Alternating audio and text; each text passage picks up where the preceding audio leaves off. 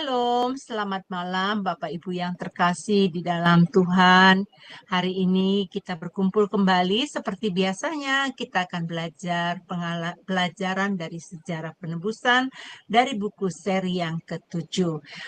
Pelajaran kita untuk minggu-minggu ke depan, kita terus belajar tentang 10 perintah ya.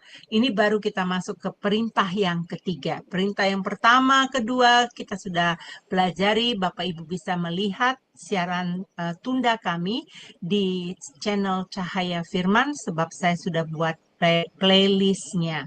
Nah, Bapak Ibu yang terkasih, mari kita akan melihat profil dari Bapak dosen kita. Dipersilakan tim operator kami.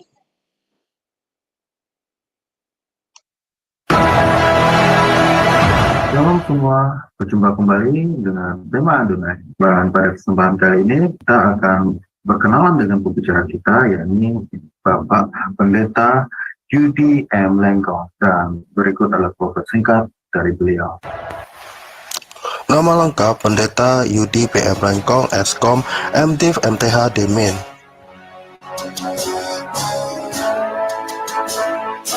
Tanggal lahir Manado, 21 Oktober tahun 1979.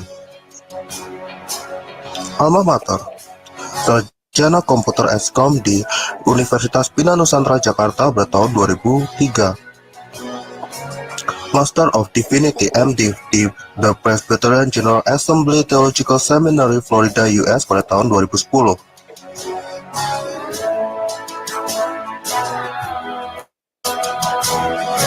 Doctor of Ministry Demin di Barry Theological Seminary, Florida, US pada tahun 2015.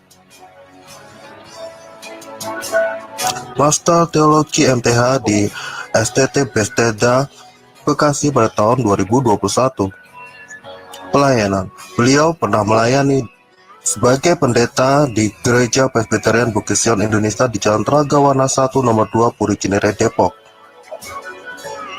Pembicara seminar buku seri Sejarah Penebusan untuk Yayasan Damai Sejahtera Utama, Depok.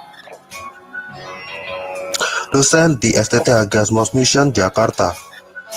Dan sekarang beliau melayani sebagai pendeta di Presbyterian Bukit Sion Indonesia di Jalan Ciliwung nomor 5 Purwantoro, Kecamatan Blimbing, Kota Malang, Jawa Timur. Baik, terima kasih untuk tim operator kami. Bapak Ibu yang terkasih, saya mendapatkan teks ya, bahwa mereka sangat diberkati dengan pelajaran sejarah penebusan. Dan mereka berkata bahwa yang tinggal di pedalaman Jawa, mereka tidak punya dana untuk membeli buku. Dan mereka sudah mendengarkan pelajaran sejarah penebusan ini sejak beberapa lama yang lalu. Nah, melalui channel Cahaya Firman ini, Jum Sema Adonai dengan memberikan pelajaran dari buku sejarah penebusan.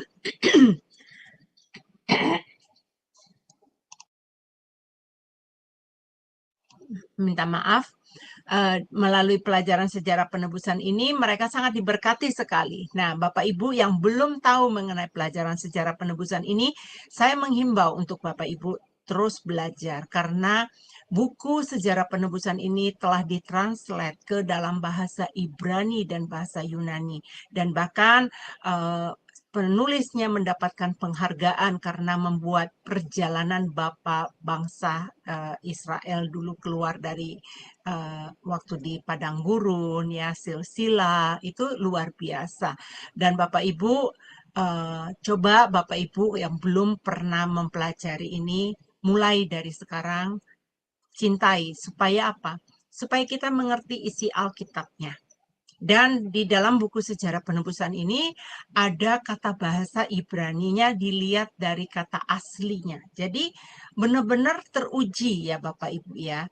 Dan Bapak Ibu untuk mau mempelajarinya, coba datang ke channel Cahaya Firman, karena di sana saya sudah membuat playlist buku 1, buku 2, buku 3, buku 4, buku 5, buku 6, dan buku yang ke-7. Ya, sekarang kita buku yang ke-7 ini memang sedikit agak lama kita membahas karena Bapak guru kita, Pak dosen kita, mau menjelaskan secara detail analis perintah dan apa itu pelajaran perintah dari setiap, karena ada 10 perintah ya Bapak Ibu ya.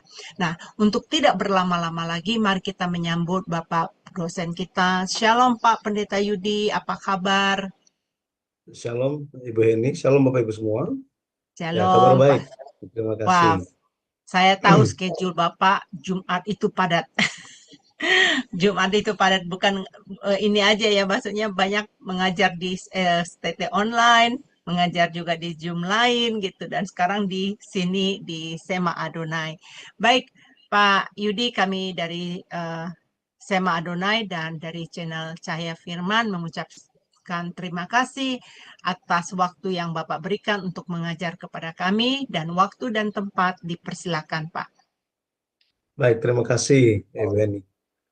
Bapak Ibu sekalian, kita akan melanjutkan pelajaran kita dari minggu yang lalu. Kita sedang mempelajari Alkitab dengan alat bantu, yaitu buku seri Sejarah Penebusan yang ditulis oleh Pendeta Abraham Park, secara khususnya buku yang ketujuh, seri yang ketujuh. Dan kita membahas mengenai 10 perintah yang Allah berikan kepada Musa. Bukan hanya kepada Musa, tetapi juga kepada umat Israel. Dan kalau kita lihat, firman tersebut merupakan intisari dari segala firman yang telah Tuhan berikan. Itu sebabnya Yesus pun menyatakan bahwa tidak ada satu iota yang akan dikeluarkan sampai langit dan bumi berlalu. Artinya apa? Artinya firman yang diberikan kepada orang Israel itu pun berlaku di zaman Yesus dan bagi kita yang hidup di akhir zaman ini. Itu sebabnya kita perlu mempelajari dan menganalisa apa yang dimaksud dengan setiap perintah ini, sehingga setiap perintah tersebut tidak terasa jauh, melainkan jadi dekat dengan hati kita dan pikiran kita. Ya, nah, kita hari ini masuk ke dalam perintah yang ketiga. Jadi dibagi menjadi dua bagian, hari ini dan minggu depan kita akan bicara mengenai perintah yang ketiga. Sebenarnya di dalam buku yang ketujuh, benar tadi yang Ibu Hening sampaikan, itu isinya ada begitu banyak yang bisa dibahas. Ya, seperti buku-buku yang lain. Tetapi karena saya lihat ini baik untuk kita mengerti, maka kita mungkin agak lama kita mempelajari buku yang ketujuh ini. Karena kita akan lihat satu persatu, gitu ya. Kenapa demikian? Kalau cuma sekilas-sekilas aja, nanti cuma dapat kulitnya saja, gitu ya. Nah, jadi mari kita lihat hari ini tentang analisis perintah. Jangan sebut nama Tuhan dengan sembarangan, ya. Keluaran 20 ayat 7 disebutkan, jangan menyebut nama Tuhan Allahmu dengan sembarangan, sebab Tuhan akan memandang bersalah orang yang menyebut namanya dengan sembarangan. Nah, kalau kita lihat di sini, perintah yang ketiga berbicara tentang nama Tuhan. Jika kita ingat kembali, perintah pertama berbicara tentang sasaran penyembahan itu siapa? Hanya Allah saja. Perintah kedua, bagaimana cara menyembah? Bagaimana cara beribadah? Sikap hati kita harus seperti apa? Nah, yang ketiga, jika yang pertama bicara tentang sasaran, yang kedua tentang cara, yang ketiga bicara tentang apa? Tentang kesadaran. Kesadaran dalam menaikkan ibadah. Jadi, ketika kita beribadah di hari Tuhan, kita tahu kita menyembah Tuhan. Kemudian kita belajar, oh ya, harus memiliki sikap hati yang seperti apa di hadapan Tuhan. Jangan sujud menyembah kepada Allah lain. Jangan membuat patung dan sujud menyembah dan beribadah kepadanya.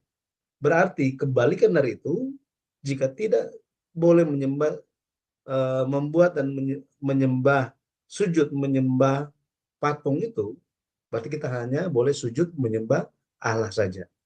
Nah, sikap sujud itu seperti apa? Nah, itu mengajarkan kita cara beribadah kepada Allah.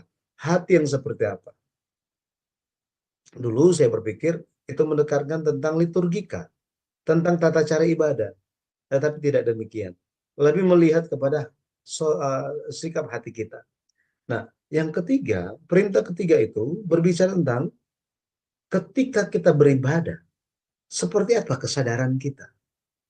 Banyak orang beribadah di hari Tuhan atau di hari yang lain. Mereka nggak sadar. Mereka nggak sadar. Sadar tentang apa?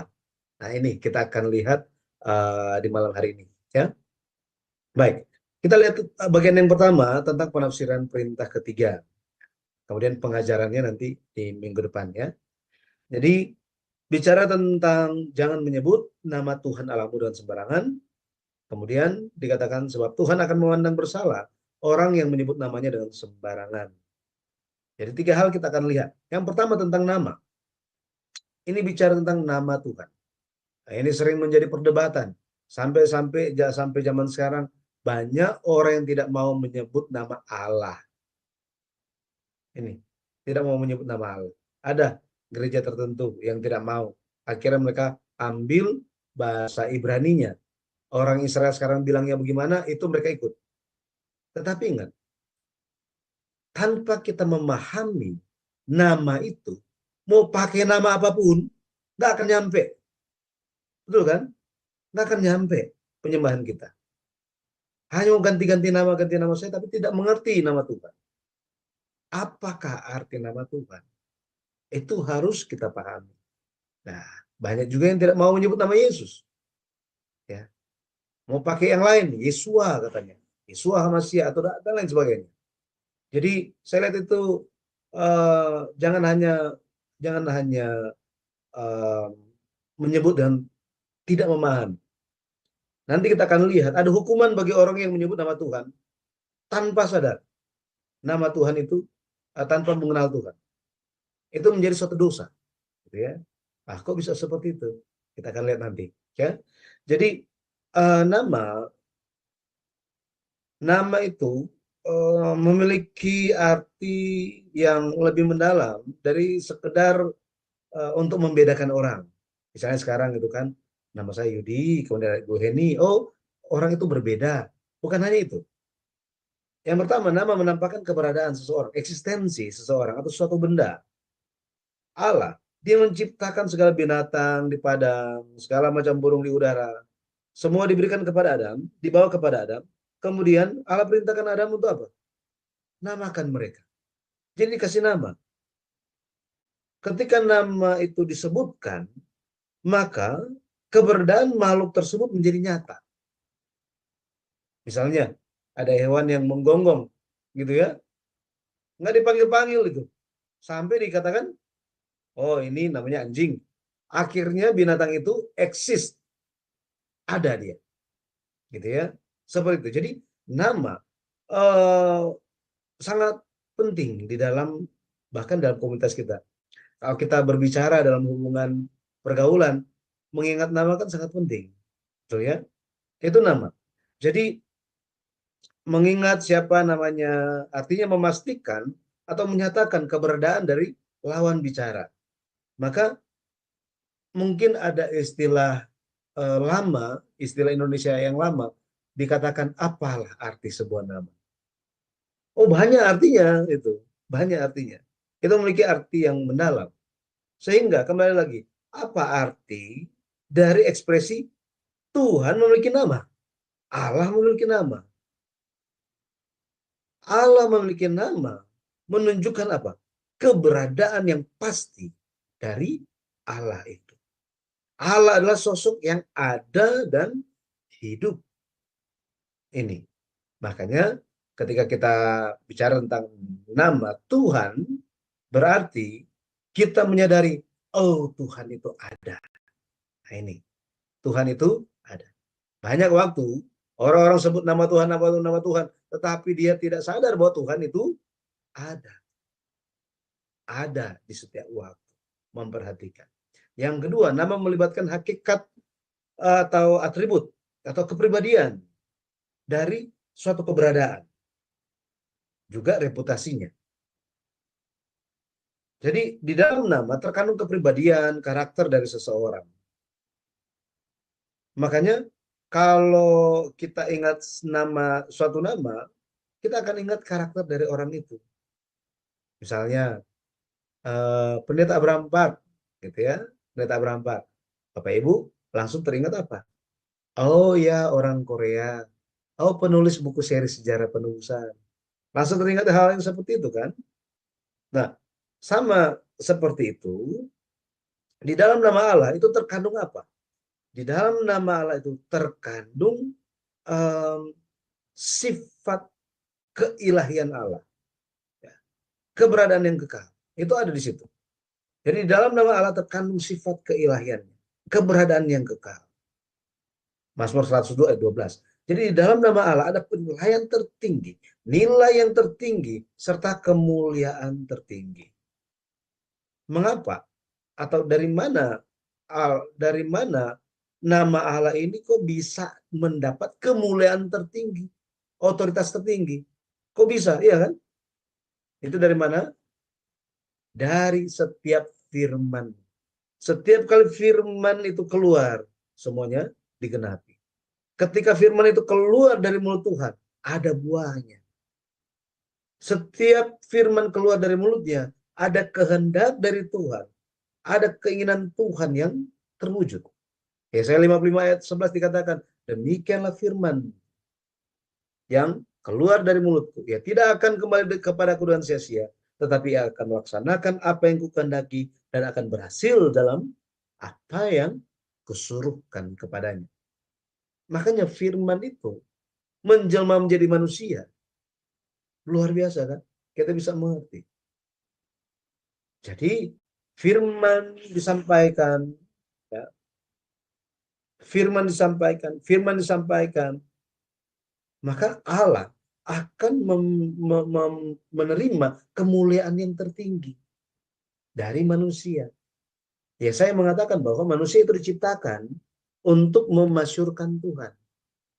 Jadi gereja, rumah tangga, ya, pribadi, ketika firman Tuhan itu disampaikan, Tuhan dimuliakan. Ya, jangan lupa itu ya. Jadi di dalam Alkitab kalau kita lihat nama Tuhan pertama kali muncul di Kejadian 2 ayat 4. Tuhan, ya, Tuhan. Nah, ini merupakan sebutan yang umat Israel gunakan hanya kepada Allah saja. Hanya bagi Dia. Ya.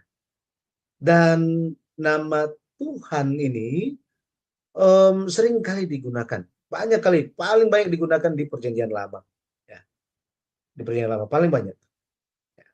Mengapa? Kalau kita lihat arti nama Tuhan itu YHWH sebenarnya ya. Yahweh, YHWH, Yahweh. Arti Tuhan atau Yahweh itu adalah aku yang ada dengan sendirinya. Aku adalah aku. Kalau kita baca Keluaran 3 ayat 14, kita baca di situ terjemahan Indonesia bilang, aku adalah aku. Aku kan Musa tanya, Tuhan, kalau saya pergi ketemu orang Israel di Mesir, mereka tanya, siapa yang utus kamu? Terus saya bilang siapa? Bilanglah, Tuhan yang suruh. Nah, kalau mereka tanya, bagaimana tentang nama Tuhan? Nah, saya mau bilang siapa nama Tuhan kepada mereka. Nah, akhirnya Tuhan bilang apa? Kasih tahu, aku adalah aku yang mengutus aku kepadamu. Gitu. Jadi Tuhan itu menunjuk kepada Dia yang ada dengan sendirinya. Kalau bahasa Inggris langsung, I am. I am. Itu menyatakan langsung. Kalau dalam ekspresi bahasa Inggris, langsung orang tahu, oh iya, dia ada. Ada. Gitu. Exist. Gitu ya. Jadi Tuhan, Yahweh, artinya Dia adalah sosok yang hanya satu. Sosok yang satu-satunya. Sosok yang ada, tetap ada untuk selama-lamanya. Nah, makanya mengenai ciri khusus nama Tuhan bisa muncul dalam dua hal. Tampak dalam dua hal. Dua kata. Yang pertama perjanjian. Artinya apa? Allah yang membuat perjanjian, Dia juga menggenapi perjanjiannya dengan setia. Ini Tuhan kita. Ini Tuhan kita. Abraham, ini merupakan sosok yang paling banyak Tuhan dirikan perjanjian. Ketika Abraham itu pergi kemana-mana, misalnya dia pergi ke Sikem, dia pergi ke antara Betel dan Ai, dia pergi ke Hebron, Beersheba, dia pergi ke mana? Dia selalu apa? Mendirikan mesbah. Kemudian apa yang dia lakukan? Setelah dia mendirikan mesbah, dia memanggil nama Tuhan, Yahweh. Artinya apa? Tuhan itu adalah Tuhan yang mendirikan perjanjian dan menggenapinya. Itulah Allah kita, Bapak Ibu. Ya. Ulangan 7 ayat 9, Tuhan Allahmu, dialah Allah, Allah yang setia, yang memegang perjanjian. Jadi, ketika kita ingat nama Tuhan, ingat apa? Oh iya, Tuhan berhubungan erat dengan apa? Perjanjian. Yang kedua, kata yang berhubungan dengan nama Tuhan itu adalah keselamatan. Artinya apa? Artinya Allah yang murah hati dan berbelas kasihan, Dia yang menyelamatkan umatnya.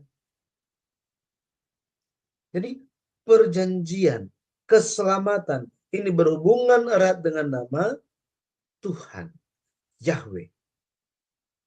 Makanya di dalam Alkitab selalu muncul, akulah Tuhan Allahmu. Akulah Tuhan Allahmu. Artinya Tuhan datang kepada umatnya itu bukan melayang-layang, bukan karena mistis, bukan karena hayalan, bukan. Tetapi apa? Eksis. Memang Tuhan ada. Dia nyata bagi kita. Makanya dia adalah Allah yang berfirman. Allah yang berfirman. Beda dengan yang lain-lainnya. Yang lainnya mau berfirman apa mereka? Mau bicara apa mereka? Iya kan? Diam aja mereka di situ. Hanya Tuhan saja. Tuhan kita saja yang seperti itu. Jadi di dalam Alkitab Tuhan selalu menyebutkan identitas dirinya. Akulah Tuhan yang menyelamatkan kamu. Akulah Tuhan yang membebaskan kamu dari Mesir. Akulah Tuhan. Jadi nama Tuhan ini berhubungan erat dengan keselamatan. Pertanyaan saya, di Perjanjian Baru, nama Tuhan itu yang ada hubungan dengan penggenapan perjanjian, yang ada hubungan dengan melaksanakan penyelamatan. Di Perjanjian Baru, nama Tuhan itu kita kenal sebagai apa? Itu kita kenal dengan nama Yesus. Nah, nama Yesus. Yesus arti namanya apa? Matius 1 ayat 21 dikatakan, dan engkau akan menamakan dia Yesus. Karena dialah yang akan menyelamatkan umatnya dari dosa-dosa mereka. Nah, kita lihat dari nama Yesus ini berhubungan erat dengan perjanjian dan keselamatan. Makanya luar biasa Tuhan kita itu apa? Dia tidak beda-beda. Oh, dulu bicara apa, sekarang bicara apa, nanti bicara apa. Tuhan bukan manusia. Tetapi Tuhan, dia itu setia. Menjaga janjinya dan menggenapinya. Dia menyelamatkan. Siapa dia? Yesus Kristus Tuhan kita. Ya, kita sangat bersyukur untuk Yesus kita. Ya. Jadi, bagian yang berikutnya, jadi pertama kita telah lihat tentang nama Tuhan. Oh, kenapa nama Tuhan itu penting? Oh, ternyata ada hubungannya dengan keselamatan. Ya, perjanjian keselamatan. Yang kedua, ada permasalahan ketika menggunakan nama Allah dengan sembarangan. Nama Tuhan dengan sembarangan. Nah, sembarangan di sini mengandung dua arti. Yang pertama palsu, yang kedua ringan, ceroboh, tidak bijaksana, sia-sia ini.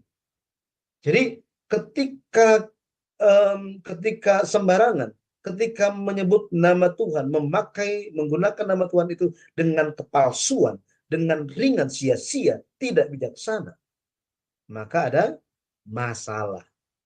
Akan ada masalah. Jadi kalau kita lihat di Keluaran 20 ayat 7 di versi modern, versi Alkitab yang lain, terjemahannya dikatakan begini, jangan memakai nama Tuhan Allahmu dengan sembarangan. Sebab Tuhan tidak akan membiarkan begitu saja orang yang memakai namanya dengan sembarangan. Jadi jangan menyebut nama Tuhan dengan sembarangan. Nah, biasanya di saat-saat seperti apa ini? Seringkali sampai anak Tuhan pun secara tidak sadar melanggar peraturan ini. Dalam hal seperti apa? Kita lihat ya. Yang pertama, tidak menggunakan nama Allah secara tepat. Tidak menggunakan nama Allah secara tepat. Ya. Kalau kita lihat di kitab Maleakhi, di kitab Maleakhi 2 ayat 2, ada teguran dari Allah bagi umat Tuhan. Dikatakan begini, jika kamu tidak mendengarkan dan jika kamu tidak memberi perhatian untuk menghormati namaku. Lihat di sini, menghormati apa? Namaku. Firman Tuhan semesta alam. Maka aku akan mengirimkan kutuk ke antaramu dan akan membuat berkat-berkatmu menjadi kutuk. Wah, ini dahsyat sekali kan? Oh, ini sangat dahsyat. Dikatakan apa? Jika kamu tidak mendengarkan dan jika kamu tidak memberi perhatian untuk menghormati nama. Nama siapa? Nama Tuhan. Jadi jika tidak memuliakan nama Allah akan dijatuhi kutuk dan berkat yang dinikmati akan berubah menjadi kutuk. Nah, banyak orang salah paham. Mereka pikir bahwa apa? Oh, yang penting sebut nama Tuhan pasti selamat.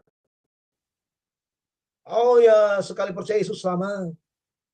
Ya memang nama Yesus itu sangat-sangat berharga, sangat berkuasa. Tapi jangan sampai kita itu tertipu oleh diri sendiri. Banyak orang Kristen tertipu oleh diri sendiri. Berpikir bahwa, oh ya nanti percaya, sebut nama Tuhan pasti selamat. Yesus katakan di Matius pasal 7. Matius pasal 7 nanti baca itu. Ayat 21 dan seterusnya. Pada hari akhir akan ada banyak orang berseru kepadaku, Tuhan, Tuhan. Bayangkan, Tuhan, Tuhan. Yang berseru kepada Tuhan siapa? Agama yang lain. Agama Kristen. Iya kan? Mereka akan berseru kepada Tuhan. Mereka bilang apa? Oh Tuhan, Tuhan. Aku sudah bernubuat, sudah usir iblis, bikin mujizat. Dalam nama siapa katanya? Dalam nama Tuhan. Bayangkan. Yang mengusir iblis, bernubuat, sembuhkan orang, itu jemaat atau pendeta? Pendeta. Iya kan? Bahkan pendeta pun banyak yang menggunakan, memanfaatkan nama Tuhan untuk kepentingan sendiri. Nah ini sangat bahaya. Jangan sampai kita itu terseret dalam hal seperti ini. Tuhan katakan kepada Nabi Hosea, karena kamu tidak mau mengenal aku, karena kamu tidak mendengarkan aku, kamu tidak mau mengenal aku, maka aku tidak akan mengingat kamu dan anak-anakmu. Ini lagi bicara mengenai siapa? Jika imam-imam itu tidak mau mengenal Tuhan, maka jemaat pun tidak akan diterima oleh Tuhan. Wah, makanya kita sekarang jemaat harus pintar. Jemaat harus bijaksana. Carilah firman. Jika kita cari pelayanan, sesuatu terjadi dalam pelayanan kita, nggak datang lagi kita. Carilah apa? Firman. Carilah firman. Mohonkanlah firman. Maka Tuhan akan menjawab kita. Tuhan akan menuntun kita dan kita akan bertemu dengan firman. Jadi, karena nama Yesus itu ada kuasa, terjadilah pekerjaan-pekerjaan yang mujizat. Tetapi, perbuatan-perbuatan semuanya itu tidak menjamin sepenuhnya keselamatan. Tidak menjamin sepenuhnya keselamatan orang yang menjalankan hal tersebut. Yang terpenting adalah apa? Yesus katakan di Matius 7 ayat 23. Yang paling penting adalah menyadari kehendak Bapa dan melakukannya. Makanya hari ini kita berusaha menyadari Tuhan, menyadari tentang Tuhan, menyadari tentang kehendak Tuhan. Itu sangat-sangat penting. Tanpa itu, orang pikir sudah capek-capek pelayanan, sudah sampai kemana-mana, sudah habis-habisan.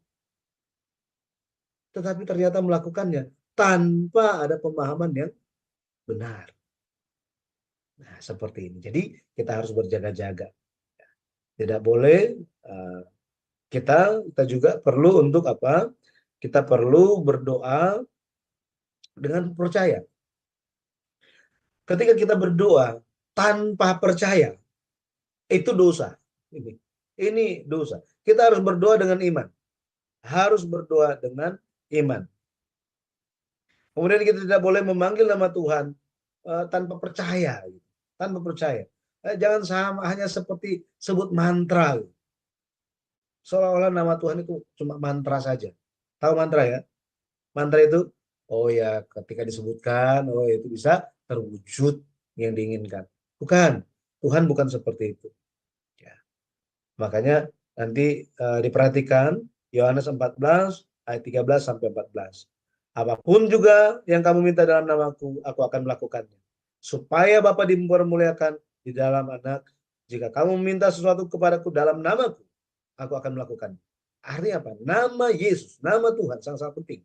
Makanya ketika kita berdoa, banyak yang tidak mengakhiri dengan dalam nama Yesus. Oh Tuhan udah maha tahu lah. Buat apa itu formalitas? Santai aja lah. Tuhan itu kayak friend kita. Bro. Oh percaya diri sekali. Kedekatan yang kita miliki dengan Tuhan itu luar biasa. Tetapi tidak boleh merendahkan dia. Ya, tidak boleh merendahkan dia. Ya. Ini harus kita jaga. Banyak orang saya lihat, saya jadi merinding sendiri ketika bertemu dengan anak-anak Tuhan, hamba Tuhan yang melakukan seperti itu. Seolah-olah itu Tuhan sama dengan dia. Nah itu salah paham. Ya, salah paham. Jadi berdoalah di dalam nama Tuhan. Berdoalah di dalam nama Tuhan. Yang kedua, menyalahgunakan, abuse, menyebut namanya tanpa mengenalnya, menyebut dengan sia-sia, menyebut dengan tidak saleh, sekuler, secara mistis atau mitos, atau menyebut dengan maksud jahat. Ini maksudnya apa? Maksudnya ketika orang menyebut nama Tuhan itu tanpa kenal Tuhan itu siapa. Hanya sebut saja, menyebut tanpa mengenal Tuhan itu siapa. Akhirnya itu menjadi suatu tindakan sia-sia. Yeremia 7 ayat 4 dikatakan, janganlah percaya kepada perkataan dusta yang berbunyi, ini baik Tuhan, baik Tuhan, baik Tuhan. Maksudnya apa? Maksudnya bahwa ada tindakan yang tidak menguduskan tempat kudus. Ya, ada tindakan yang tidak menguduskan tempat kudus. Tempat di mana Tuhan berada. Artinya mereka hanya berbicara, oh ini baik Tuhan, oh baik Tuhan, tetapi perbuatannya tidak kudus. Hatinya tidak kudus. Ini menjadi apa? Dusta katanya. Menjadi dusta. Tidak ada buah. Tidak ada buah pertobatan. Ya, tidak ada. Hanya berbicara, oh karena aku datang ke gereja, aku selamat. Nah, ini satu hal yang apa ya? Menipu diri sendiri. Terjebak dalam menipu diri sendiri. Yeremia 23 ayat 25 dikatakan, aku telah mendengar apa yang dikatakan oleh para nabi yang bernubuat palsu demi namaku dengan mengatakan, aku telah bermimpi, aku telah bermimpi. Bayangkan. Bapak Ibu, sosok siapakah yang kita harus berhati-hati? Siapa? Kita harus berjaga-jaga berhati-hati kepada orang yang seperti apa? Kepada hamba Tuhan yang seperti apa? Kita harus berhati-hati kepada hamba Tuhan yang setiap saat dengan ringannya berkata, Tuhan berbicara, Tuhan berbicara, Tuhan berbicara. Ujung-ujungnya palsu itu. Saya bukannya berkata bahwa oh berarti sekarang tidak ada lagi, Tuhan tidak berbicara lagi kepada manusia. Bukan itu. Tetapi Tuhan bisa berbicara lewat siapapun, itu bisa. Itu bisa. Tetapi jangan sampai kita terjebak kepada orang-orang yang berkata, oh ya Tuhan telah berbicara kepadaku. Oh ya ini Harus berhati-hati, berjaga-jaga. Ya. Banyak akan muncul nabi-nabi palsu. Yesus sendiri sudah bicara mengenai hal ini. Yesus sudah sampaikan ini. Ya. Nabi-nabi palsu. Yeremia 27 ayat 16. Perkataan nabi-nabimu yang bernubuat kepadamu sesungguhnya perkakas rumah Tuhan tidak berapa lama lagi akan dibawa kembali dari Babel sebab mereka bernubuat palsu kepadamu. Jadi ini bicara tentang, kalau kita ingat, penawanan ke Babel. Ketika orang Israel itu mau ditawan ke Babel, sudah ditawan ke Babel, ada muncul nabi-nabi, kan ada 3 penawanan. Setelah peristiwa penawanan pertama, kedua, nabi-nabi palsu bilang apa? Oh ya, Tuhan berfirman bahwa nanti perkakas rumah Tuhan yang dibawa orang Babel itu lama lagi akan dibawa pulang dan kita akan apa? Kita akan menang atas Babel. Haleluya. Yeremia bilang apa? Tuhan katakan itu palsu. Karena kehendak Tuhan bukan itu. Semua hanya ingin cari yang enak. Mau cari yang aman, yang nyaman untuk dirinya sendiri.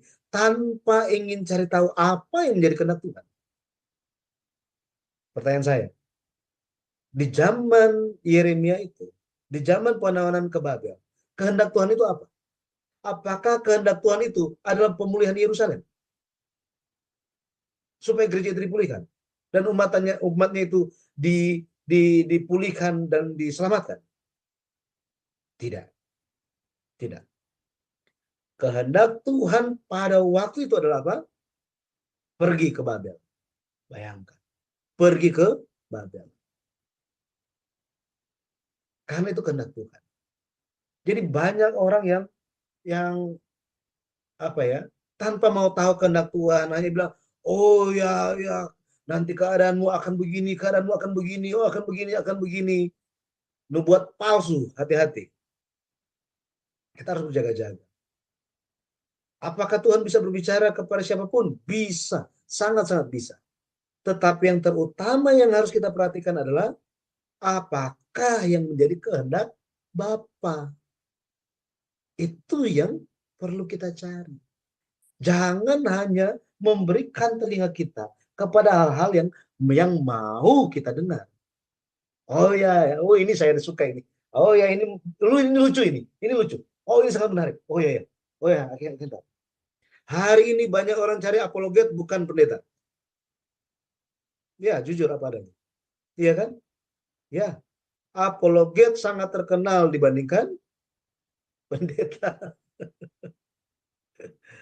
Ya, trending mungkin ya. Tetapi bukan saya itu tentang apologet. Monggo silakan. Tetapi jangan fokus kepada apologet. Fokuslah kepada firman Tuhan. Kita bukan fokus kepada perdebatan, tetapi kita fokus kepada keselamatan. Ya, fokus kepada apa? Keselamatan. Makanya kalau ada orang yang itu tanya kepada saya bilang, ya kita tanya jawab ya oke.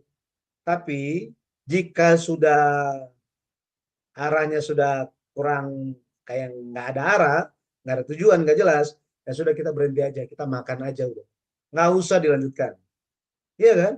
Buat apa? Apakah dengan perdebatan yang seperti itu bisa menyelamatkan orang? Iya kan? Jadi apa yang menjadi tujuan itu yang penting untuk keselamatan.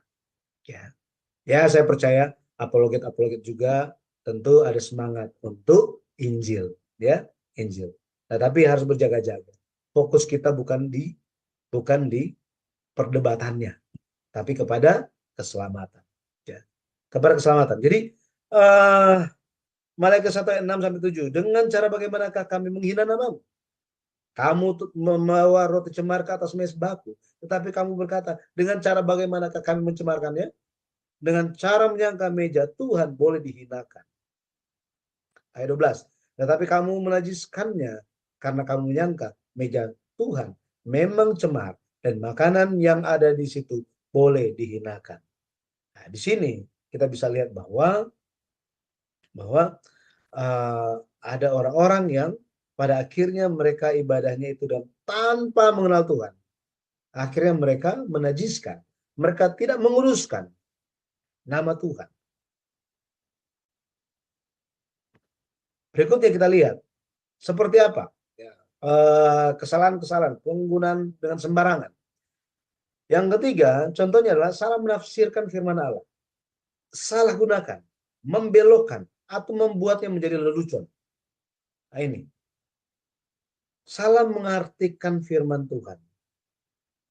Salah menggunakannya, membelokkannya, membangkitkan persoalan yang tidak perlu. Persoalan yang tidak perlu. Perdebatan yang sia-sia. Kemudian bersikeras terhadap doktrin yang salah. Nah ini merupakan menyebut nama Tuhan dan sembarangan. Dikatakan firman adalah Allah. Yohanes 1 ayat 1. Firman adalah Allah. Maka tidak boleh tidak berhati-hati dalam hal firman Tuhan. Harus berhati-hati. 2 Petrus 3 ayat 16 kalau kita lihat, itu bagaimana Petrus berbicara tentang tulisan-tulisan Paulus. Petrus bilang begini, dalam surat-suratnya, surat-surat Paulus, ada hal-hal yang sukar difahami. Sehingga orang-orang yang tidak memahaminya, dan yang tidak teguh imannya, memutarbalikannya menjadi kebinasaan mereka sendiri. Sama seperti yang juga mereka buat dengan tulisan-tulisan yang lain. Rasul Petrus bicara mengenai hal itu. Paulus itu diajarkan itu, aduh memang agak sulit dia. Ya memang perlu seperti konsentrasi lebih. Ya, harus lebih fokus. Tetapi mengenai hal itu, bagi mereka banyak orang yang memutarbalikkannya. Bukan cuma tentang tulisan Paulus, juga tentang tulisan-tulisan yang lain. Artinya apa? Mereka memang ingin memutarbalikkan firman untuk kepentingan mereka. Jadi tidak boleh menggunakan firman untuk kepentingan sendiri. Tidak boleh. Untuk keuntungan pribadi. Tidak boleh. 2 Petrus 3:16 tadi. Ayat 17 diperingatkan, waspadalah supaya kamu jangan kehilangan peganganmu yang teguh. Artinya apa? Sudah ada di posisi yang kuat, posisi berdiri yang kuat, jangan sampai goyang. Jangan sampai goyang. Itu sebabnya kita perlu pegang posisi iman kita sampai akhir. Ya.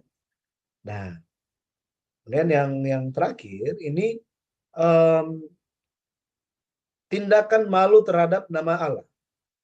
Menjauh tentang atau dungu, tidak mau tahu tentang iman. Bertindak sia-sia atau dalam pertentangan, membawa caci maki terhadap nama tersebut karena mengkhianati nama tersebut. Nah, ini mengenai orang-orang yang murtad juga di sini ada nih. Itu kasihan sekali mereka. Ya. Dikatakan hukuman bagi mereka adalah Tuhan tidak akan menganggap mereka tidak bersalah. Gitu. Tuhan tidak akan melihat mereka tidak bersalah. Artinya apa? Mutlak mereka akan dihakimi. Oh itu luar biasa itu hukuman Tuhan. Ya. Jadi kita perlu memperhatikan bahwa Yesus bicara di Markus 8 ayat 38. Markus 8 ayat 38. Barang siapa malu karena aku dan karena perkataanku, anak manusia pun akan malu karena orang itu. Bayangkan. Ya.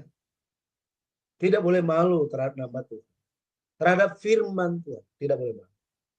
Tapi kita harus percaya diri. Ya. Harus percaya diri. Kalau kita perhatikan di Kisah Para Rasul, ada juga yang menggunakan nama Tuhan itu untuk kepentingan mereka gitu ya. Misalnya, kalau kita lihat di Kisah 19 ayat 13. Kisah Para Rasul 19 ayat 13. Di situ dikatakan ada beberapa orang tukang jambi. Ya, tukang jambi Yahudi. Ya, atau tukang sihir. Mencoba menyebut nama Tuhan Yesus atas mereka yang kerasukan roh jahat dan berseru, katanya apa? Aku menyumpahi kamu demi nama Yesus yang diberitakan oleh Paulus. Bayangkan. Ini mereka tidak tahu nama Yesus. Mereka bilang apa? Aku menyumpahi kalian semua dengan nama Yesus yang diberitakan Paulus. Mereka tidak tahu. Mereka tidak mengakui Yesus sebagai Kristus, sebagai Mesias. Tidak mengakui Yesus sebagai juru selamat. Tetapi mereka menggunakan nama Yesus secara mistis untuk pekerjaan usir-usir roh jahat. Bayangkan. Hari ini pun ini menjadi suatu pelajaran penting bagi kita. Ya. Pelajaran penting bagi kita. Tindakan menyalahgunakan, meninggikan nama Tuhan untuk suatu tujuan pribadi, pada akhirnya ya, itu akan dijatuhkan hukuman yang berat. Hukuman yang berat.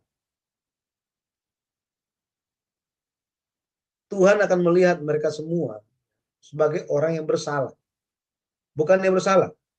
Sangat mutlak ini. Mutlak. Akan memandang bersalah. Tidak, artinya apa? Tidak akan dibebaskan dari hukuman.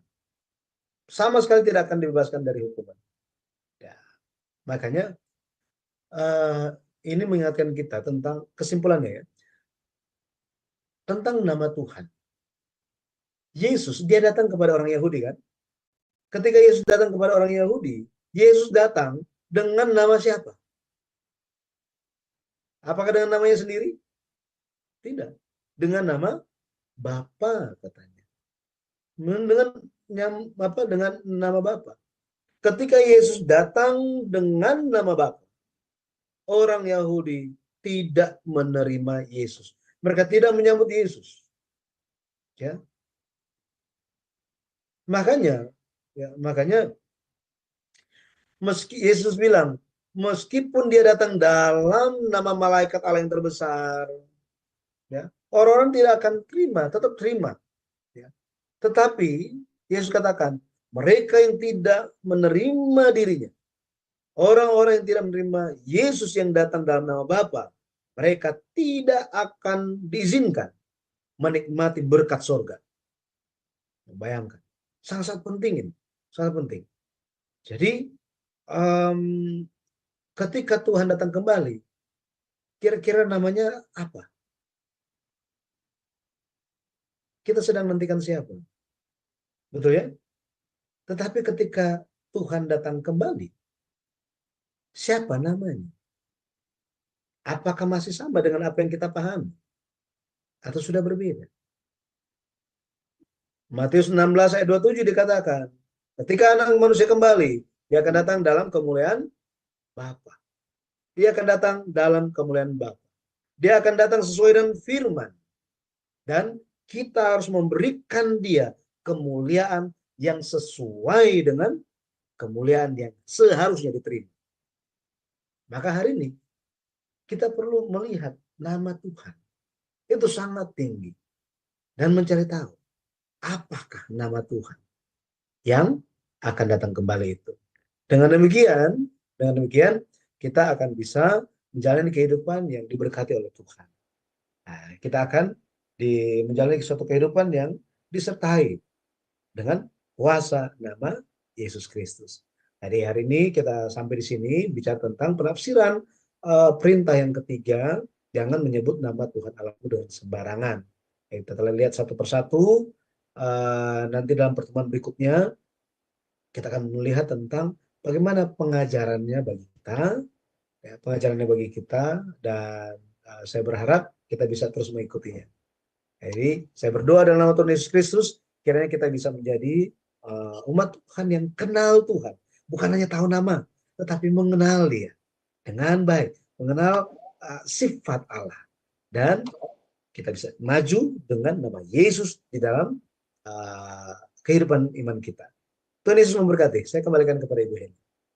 Ya, terima kasih untuk Pak Yudi. Hari ini kita sudah belajar mengenai analisis perintah yang ketiga. Nah, Bapak Ibu, sebentar saya akan membacakan pengumuman acara-acara yang akan diselenggarakan di Jum Sema Adonai. Nah, Bapak Ibu, besok itu Dari jam 19 WIB itu ya, kita akan belajar mengenai pelajaran berkeluh kesah. Nah, ini Ibu dosen yang mengajar di STT di Bandung, dan namanya adalah Ibu Dr. Retno Kristianti. Ya, dia akan mengajarkan kepada kita, dan moderatornya kalau Ibu Aling sudah kembali sehat, dia akan menjadi moderatornya, kalau tidak saya yang akan menggantikannya. Dan kemudian jam 21 WIB itu adalah pelajaran Ibrani. Nah, Bapak Ibu ini banyak sekali yang diberkati. Saya mendapatkan kabar akan ada seorang pendeta yang berkata, wah pelajarannya bagus sekali Bu, Pak Erikson mengajarnya bagus banget katanya gitu. Saya sangat diberkati. Nah, Bapak Ibu ayo belajar pelajaran pelajaran bahasa Ibrani ya, supaya Bapak Ibu bisa mendapatkan banyak pengetahuan untuk memahami isi Alkitab. Nah, Bapak Ibu moderatornya besok adalah Bro Agus. Kemudian di hari Minggu ibadah online kami akan dibawakan khotbah oleh Bapak Gembala kami Pendeta Daniel Palungan, dan moderatornya adalah saya, dan yang menjadi penyanyinya adalah anak dari Bapak Pak Daniel Palungan namanya Lisa. Dan kemudian tema pelajarannya yang khotbah 2 minggu yang lalu udah dibawa sesi yang ke-1. Nah, sesi yang kedua akan dibawakan besok Minggu ya. Murid Kristus yang sejati. Ini khotbahnya sangat bagus. Saya sangat merequest ya, mengharapkan Bapak Ibu bisa melihatnya di channel Cahaya Firman. Dan untuk renungan pagi dari hari Senin sampai Sabtu dilayani oleh hamba-hamba Tuhan yang terlihat di dalam foto di layar Anda ini. Dan banyak yang mengatakan bahwa renungan dari Cahaya Firman sangat memberkati ya, karena pelajaran yang diberikan itu bukan renungan yang biasa aja, tetapi ada muatan pelajaran Alkitabnya. Nah, lebih mendalam dari renungan biasa. Nah, Bapak Ibu diundang untuk bergabung di Zoom Sema Adonai, ataupun bisa melihat dari channel Cahaya Firman. Kemudian Bapak Ibu, ini channel kami yang ketiga ya, channel ini Bapak Ibu bisa melihat siaran-siaran yang tidak disiarkan di channel yang lain. Jadi seperti ibadah online, renungan dari Bapak Gembala kami, dan renungan pagi. Nah, ini Bapak Ibu harus menontonnya melalui channel Cahaya Firman. Bagi teman-teman yang ada di channel lain nih ya, ayo dong teman-teman bantu subscribe channel Cahaya Firman. Bagi yang sudah, terima kasih ya, karena subscribe-nya udah lebih dari 400. Jadi puji nama Tuhan, saudara-saudara seiman mendukung pelayanan kami Cahaya Firman. Tentunya bantu dalam doa juga, supaya channel ini dan Zoom Sema Adonai terus Bapak Ibu bisa menyiarkan tentang pelajaran-pelajaran Alkitab. Baik Bapak Ibu, kita akan masuk sekarang di pertanyaan ya. Apakah ada di antara Bapak Ibu ya, ini pesertanya cukup banyak, ada 37 orang. Apakah ada dari antara Bapak Ibu yang ingin ya bertanya dari pelajaran yang tadi? Dipersilakan. Buat teman-teman yang ada di live streaming juga boleh memberitahukan melalui chat. Saya akan bacakan supaya Bapak Ibu bisa mendapatkan jawaban. Kalau Bapak Paulus saya kurang begitu paham Pak, itu pelajaran ketiga hal bagaimana, pertanyaannya kurang jelas ya Pak. Mungkin bisa diketik lagi supaya saya bisa memahami pertanyaan Bapak. Baik, pelajaran ini sangat bagus sekali Pak Pendeta Yudi. Jadi semakin lebih memahami mengenai jangan menyebut nama Tuhan sembarangan. Tadi memang Pak Yudi sempat mengatakan bahwa ada dari golongan tertentu ya tidak mau menyebutkan nama Tuhan gitu, malah memanggilnya pakai nama-nama Yahudi gitu ya, nama ininya ya, itu sangat saya miris juga, karena apa? Orang Jawa aja bukan manggil nama Tuhan nih Pak, namanya Gusti gitu ya kalau nama orang Tuhan ya, nama orang Jawa. Kalau orang Cina manggilnya Tian Kong. Nama Tuhan Tien Kong. Jadi ada nama-namanya. Kalau di Nias itu, Pulau Nias, mungkin Pak Yudi pernah dengar Lolowangi gitu. Jadi panggilannya beda gitu. Jadi setiap kota itu, setiap negara tuh pasti panggil nama Tuhan itu beda gitu. Nah, tadi sangat mengerikan sekali menyebut nama Tuhan sembarangan, ada kutuk. Waduh, jangan sampai terjadi ya Pak Yudi ya. Bisa dikasih contoh yang terperinci nggak Pak? Itu kalau menyebut nama Tuhan sembarangan itu kayak apa? Supaya tahu ada teman-teman yang di live streaming juga bingung dalam hal ini, yang kebetulan yang baru Kristen ya Pak Yudi ya. Mereka juga baru baru convert, baru memasuki ajaran kekristenan. Ya, mengenai nama Tuhan memang harus mengenal, bukan hanya tahu namanya saja, tetapi mengetahui kehendaknya itu seperti apa, sifatnya seperti apa. Ini yang menjadi dasar kita untuk menjadi orang yang percaya Tuhan. Seperti anak, ya, anak itu dia percaya kepada orang tuanya bukan hanya karena dia tahu nama orang tua, tetapi dia bisa memahami karakter orang tua seperti apa, itu bagaimana. Ya, jadi ketika kita mau bersandar kepada Tuhan, mau percaya kepada Tuhan, itu pun itu kasih karunia Tuhan. Tetapi kita harus maju kepada mengenal apa yang menjadi kehendak Tuhan. Ya. Lewat nama-namanya kita bisa memahami karakter dan sifat dari Tuhan itu seperti apa. Ada banyak sebenarnya nama Tuhan, ya. El Shaddai, Elyon, kemudian Jehovah Rafa, Jehovah Nisi. Ya, kenapa orang-orang Yahudi menghindari penggunaan nama Yahweh, sedangkan mereka lebih condong kepada Adonai. Ya, kenapa demikian, gitu kan? Ada banyak tentang nama. Tetapi inti pengajarannya adalah nama itu adalah nama yang dihormati karena menuju kepada keberadaan. Di dalam nama itu ada kuasa, ada kemuliaan, sehingga tidak boleh digunakan sembarangan. Dalam hal ini, karena Tuhan adalah Tuhan yang berkepribadian, maka Tuhan yang berkepribadian itu Tuhan yang seperti apa sih? Itu adalah Tuhan yang berfirman. Tuhan yang menyampaikan sesuatu, yang berkata, dan itu terjadi. Maka tidak menyebut nama Tuhan dan sembarangan memiliki kaitan erat dengan apa yang Tuhan firmankan. Jadi firman Tuhan itu bagaimana reaksi kita tentang respon kita tentang firman Tuhan, bagaimana kita menggunakan firman Tuhan itu berhubungan erat dengan keberadaan Allah itu, eksistensi Allah itu, Allah yang berkepribadian itu. Nah, makanya misalnya gitu ya, dari dulu kita biasa itu, ya Allah, gitu kan? Ada begitu kan? Akhirnya diplesetin, ya amplop. Ada hal yang seperti itu. Suatu kebiasaan, tetapi ketika kita menyadari hal itu, pelan-pelan kita harus lata gitu bisa ya Pak ya, kena lata. Bisa juga seperti itu. Tetapi dibandingkan dengan penggunaan yang seperti itu, karena satu itu kan dengan sia-sia, tidak ada makna, gitu. Tetapi lebih lagi kepada tidak mengenal Tuhan, itu menjadi suatu dosa, gitu. Tidak mengenal Tuhan. Jadi menganggap bahwa oh ya nama Tuhan, yang penting saya sudah kenal Tuhan dalam pemikirannya gitu ya. Oh, saya sudah datang ke gereja, saya sudah beribadah. Oh ya, inilah bait Tuhan. Tetapi di dalam hatinya tidak ada sifat untuk menguduskan hari Tuhan itu. Tidak ada sifat untuk menyembah. Itu sudah melanggar perintah ketiga.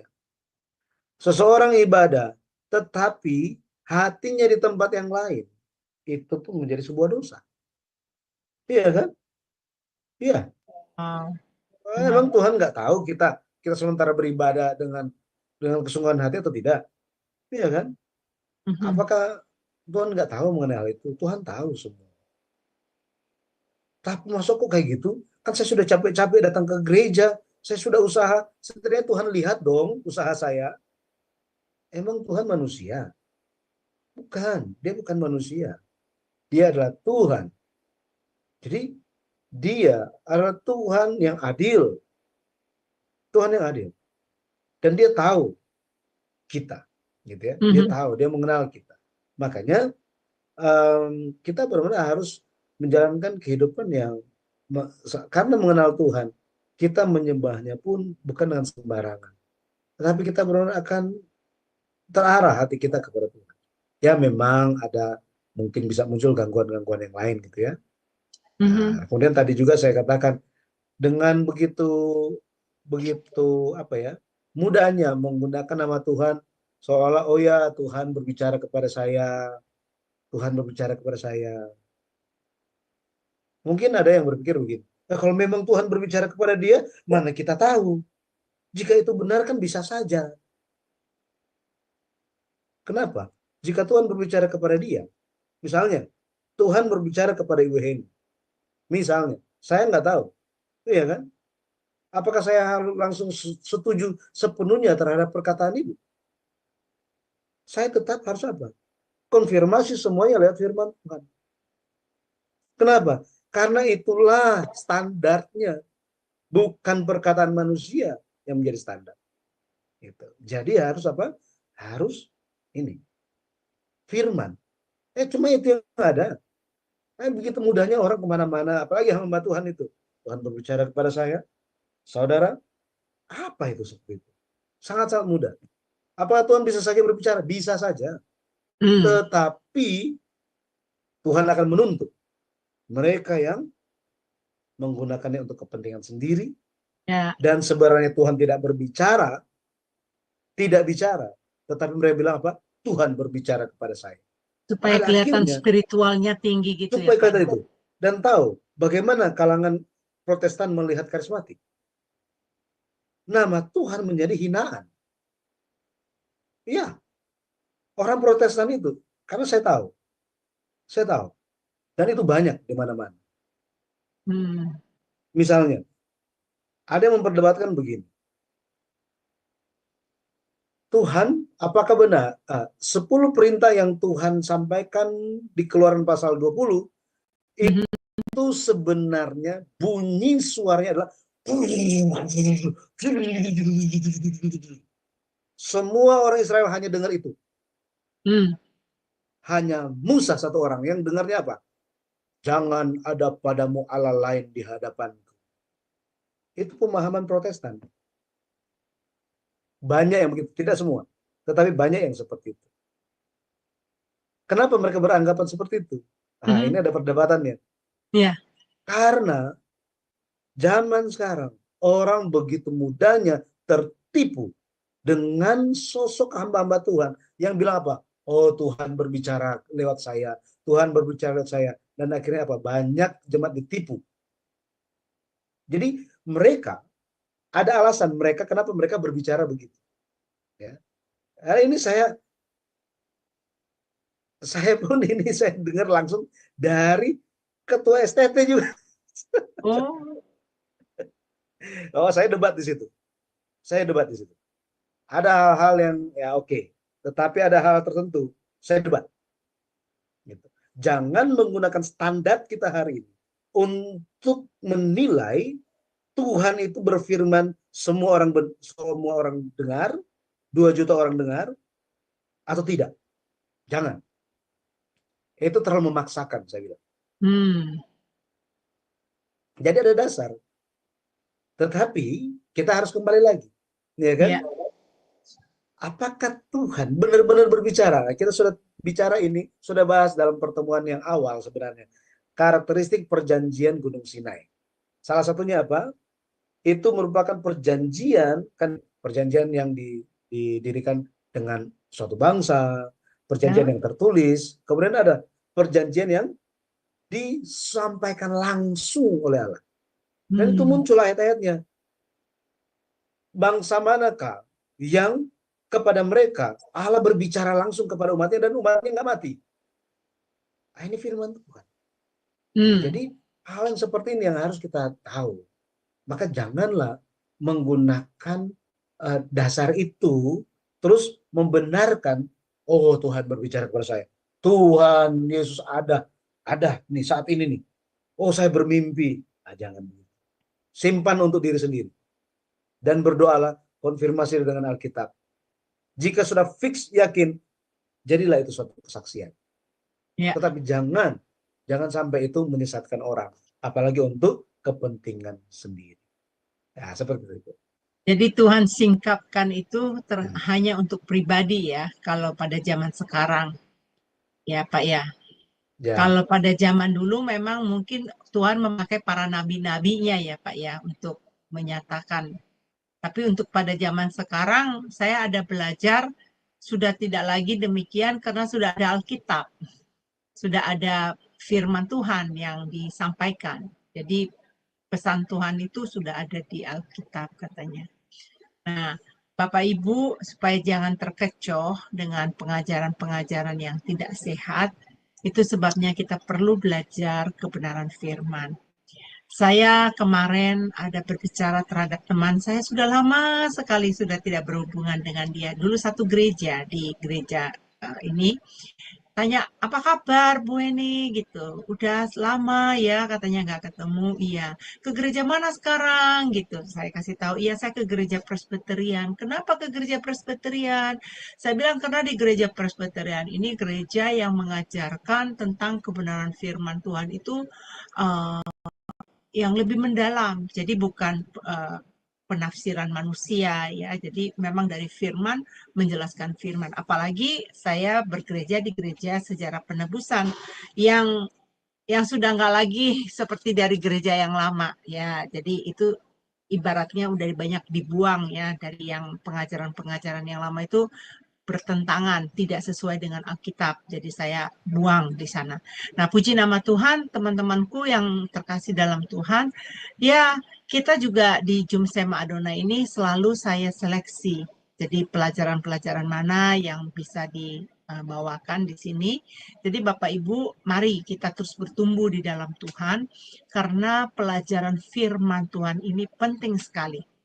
Nah, kalau Bapak Ibu ada waktu ya, hari Minggu yang lalu ada misionaris dari California datang ke gereja kami di Indonesia, namanya Lucy. Misionaris Lucy membawakan mengenai mana. Wow, itu benar bagus teman-teman. Jadi tahu arti mana yang dari atas itu artinya apa, dan makanan terus umat Israel itu nambah minta, nggak puas-puasnya minta daging, tapi daging itu yang dari mana gitu. Jadi apa artinya, makna rohaninya itu luar biasa. Bapak Ibu saya rekomen ya kalau memang ada waktu cari di GPBSI Jakarta. Itu hari Minggu kemarin. Mungkin Pak Yudi bisa menjelaskan kali khotbah yang hari Minggu, Pak Yudi bisa tambahin sebelum menyelesaikan. Itu yang sangat memberkati saya. ya. Jadi missionary Lucy Ham itu dia ada salah satu jemaat mula-mula dari gereja sinode yang didirikan oleh pendeta Abraham Park. Itu merupakan benih gereja di Amerika yang pertama-tama gitu. Sehingga pekerjaan besar bisa terjadi sampai hari ini gitu ya. Minggu lalu bicara mengenai mana ya, mana bahwa mana itu seharusnya itu ketika mana itu turun, orang Israel harusnya langsung makan. Itu katanya seperti ketumbar kan. Tetapi orang Israel justru menumbuknya, menggilingnya, kemudian membuatnya itu kue kayak rasa kue madu. Gitu, seperti itu. Rasanya seperti kue madu. Panganan yang digoreng atau kue yang ada minyaknya. Nah, seharusnya mana itu langsung dimakan. Apa adanya. Karena itu sudah ada multivitamin semuanya di situ. Tetapi orang Israel, mereka tidak mau makan begitu saja. Mereka mengolahnya dengan cara apa? Menggilingnya, menghancurkannya. sampai tidak ada bentuk, sampai jadi bubuk warna putih, ya. Nah, kemudian mereka bikin itu menjadi roti. Nah, di dalam roti ini itu keluar minyak, gitu. Keluar minyak roti ini. Ini merupakan ketika Yesus datang, Yesus bilang, kalian telah makan mana itu, nenek moyangmu telah makan mana itu di padang gurun, tetapi mereka mati. Mana yang turun dari sorga? Terus Yesus bilang apa? Akulah roti yang turun dari sorga. Barang siapa makan aku, makan dagingku, tidak akan mengalami maut sampai selama-lamanya. Nah, di sini mengajarkan apa? Mana menunjuk kepada Yesus Kristus. Ya, mana menunjuk kepada Yesus Kristus. Yesus ketika dia datang, seharusnya langsung terima apa adanya. Apa adanya Tuhan, terima apa adanya. Tetapi yang dilakukan kepada Yesus gimana? Mana itu, apa yang dilakukan dengan mana itu? Ditumbuk-tumbuk, digiling-giling, sampai apa? Tidak ada bentuk dasarnya. Yesus, dia dia menderita, dipukul, disalib, sampai apa? Sudah tidak ada bentuk manusia lagi. Ya, memandangnya pun tidak bisa katanya. Sesuai dengan Nabi Yesaya nubuatkan. Tetapi lewat pekerjaan lewat pekerjaan mana itu yang ditumbuk, kemudian dibuat menjadi panganan roti. Ini dalam bahasa aslinya, roti itu mengeluarkan minyak. Pada akhirnya setelah Yesus menjalankan pekerjaan penebusan di atas kayu salib, bagi kita ada minyak yang diberikan. Dan minyak di dalam Alkitab menunjuk kepada Roh Kudus. Artinya apa? Pekerjaan keselamatan dari Allah yang digenapi oleh Yesus Kristus itu sudah dinubuatkan lewat perjanjian lama. Tetapi banyak orang yang meninggalkan perjanjian lama. Banyak orang Yahudi di zaman itu, mereka tidak memahaminya. Sampai-sampai mereka menolak Tuhan sendiri. Mana yang turun, roti yang turun dari surga. Nah, dikatakan bahwa Tuhan akan datang kembali. Tetapi tidak ada urusan dengan dosa. Jadi, hari ini kita perlu ngapain? Perlu terima mana apa adanya. Ya. Terimalah firman itu apa adanya disampaikan. Tapi banyak yang tidak menerima firman itu apa adanya, ditumbuk-tumbuk firmannya, diencer-encerin, akhirnya apa? Sudah tidak ada bentuk lagi, sudah jadi bubur semuanya.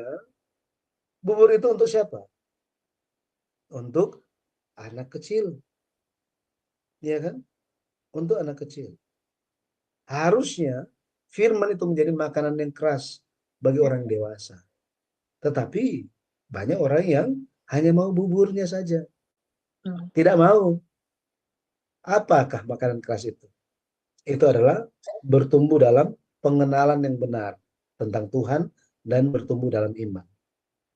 Kemudian bubur itu bicara tentang apa?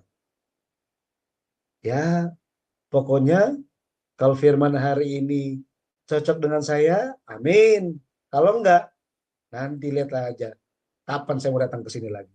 Kayak gitu. Jadi Tuhan harus menyesuaikan dengan saya. Baru saya mau. Selain daripada itu, sorry ya, inilah anak kecil di dalam Kristus. Masih bayi. Puluhan tahun masih bayi. Ya, seperti itu. Itu yang Alkitab katakan, bukan yang saya katakan. Alkitab bicara apa adanya. Nanti bisa baca di 1 Korintus pasal 3, kemudian di Ibrani pasal 5 ayat 12 dan seterusnya. Bisa baca itu semua. Ya. Bahwa memang pesan yang minggu lalu itu, kita harus bersiap-siap untuk memiliki mana ini. Mengapa demikian? Karena di kitab Wahyu dikatakan ada mana yang tersembunyi. Mana yang tersembunyi. Hanya mereka yang selamat yang bisa. Hanya mereka yang ada hubungannya dengan mana yang tersembunyi ini yang bisa bertahan. Makanya kita harus mencari tahu apa mana tersembunyi itu. Tapi jika kita hanya mau bubur, hanya mau dihancur-hancurkan saja itu mana itu, kapan kita mau dewasa? Iya kan? Jadi ya kita perlu hal seperti itu. Ya. Hal yang apa? Membuat kita berpikir. Ya. Nah, jadi Nanti mungkin lebih detailnya bisa dilihat, tetapi yang saya dapat salah satu bagiannya adalah seperti itu. Ya, seperti itu. Bicara juga mengenai Sungai Efrat. Kenapa Sungai Efrat itu penting? Ya, apa hubungannya dengan Perang Dunia Ketiga yang dilanjutkan dengan Perang Armageddon? Dan umat Tuhan akan selamat seperti apa? Itu bersambung semua. Sampai kepada kemarin hari Rabu masih juga menyampaikan firman. Ya, Ya. nanti bisa lihat saja langsung. Ya. Wah, terima kasih Pak Yudi rangkumannya ya. Bapak Ibu ayo pergi ke sana, lihat channel itu bagus sekali pelajarannya. Yang hari Minggu siang juga dia membawa pelajaran di gereja kami, dan di hari Rabu kemarin dia bawa juga pelajarannya. Nah, Bapak Ibu, kita sudah masuk di pelajaran yang ketiga, perintah yang ketiga mengenai analis perintah. Terus nanti minggu depan kita akan mempelajari pelajaran perintah yang ketiga. Nah, sebelum kita berakhir dan nanti setelah acara ini, bagi siapa Bapak Ibu yang ingin bertanya jawab, saya pribadi juga ingin berkomunikasi dengan Pak Yudi dengan pengalaman yang pernah saya alami, dengan tadi menyatakan mengenai Tuhan berbicara. Nah, Bapak Ibu jangan kemana-mana yang di Zoom. Nanti kita berdiskusi setelah live ini diselesaikan. Nah, Pak Yudi bisa tutup conclusion-nya apa dan tutup dengan doa. Bapak Ibu, nama Tuhan itu sangat penting dan berharga bagi kita.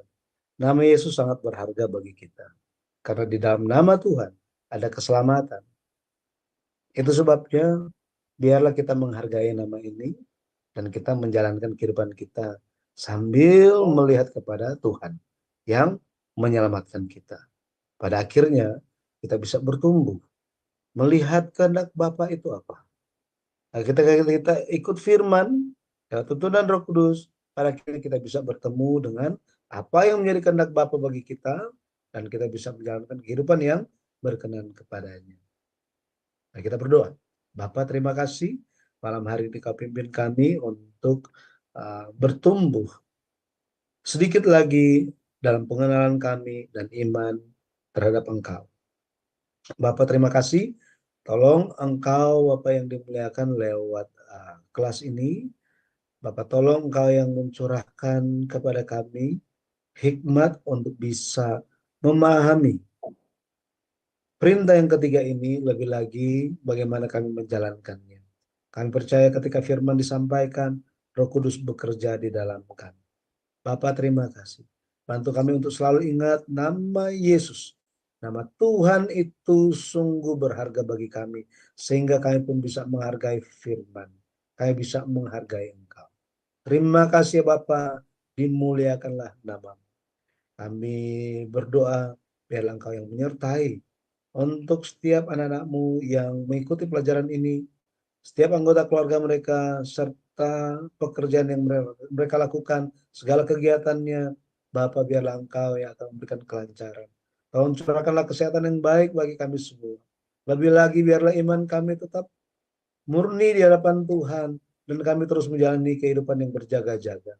Bapa, tolong Engkau yang menyertai untuk setiap pelayan-pelayan-Mu di cahaya firman ini, supaya semuanya Bapak di dalam perlindungan Tuhan dan hal-hal yang dijalankan berkenan kepadamu dan menjadi berkat bagi banyak orang. Engkau yang mencurahkan tuntunan-Mu dan segala hal yang diperlukan, Engkau pun yang akan mencukupkannya. Terpujilah nama Tuhan. Sampai kami bertemu kembali minggu depan, kami menyerahkan hidup kami di dalam tangan. Di dalam nama Yesus Kristus kami berdoa dan bersyukur. Amin. Amin, amin. Terima kasih Pak Yudi atas pengajarannya, dan kita akan melanjutkan pelajaran ini teman-teman untuk minggu depan, tetap seperti hari Jumat seperti biasanya, dan sampai ketemu. Tuhan Yesus memberkati.